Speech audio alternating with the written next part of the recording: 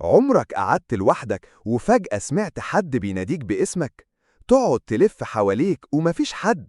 ساعتها تقول: هو أنا بتخيل ولا في حاجة غريبة بتحصل؟ الحقيقة إن الموضوع ده ليه تفسير علمي.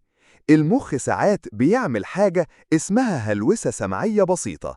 يعني عقلك بيكون متعود يسمع صوت ناس بينادوا عليك طول الوقت، سواء في البيت أو المدرسة أو الشغل. فلما يبقى المكان هادي، المخ يجيب لك الصوت من نفسه كأنه بيكمل العادة. وفي تفسير تاني، إن وقت التعب أو الضغط النفسي المخ بيفضل في حالة نشاط زيادة، فيبدأ يركب أصوات من خيالك وتتهيأ لك كأن حد ناداك. بس الغريب بقى إن الدراسات بتقول إن الموضوع ده طبيعي وبيحصل مع ناس كتير جدا، ومش معناه إنك مجنون أو في جن حواليك. فالمرة الجاية لو حسيت إن في حد بيناديك، افتكر إن ده عقلك بس بيلعب معاك شوية.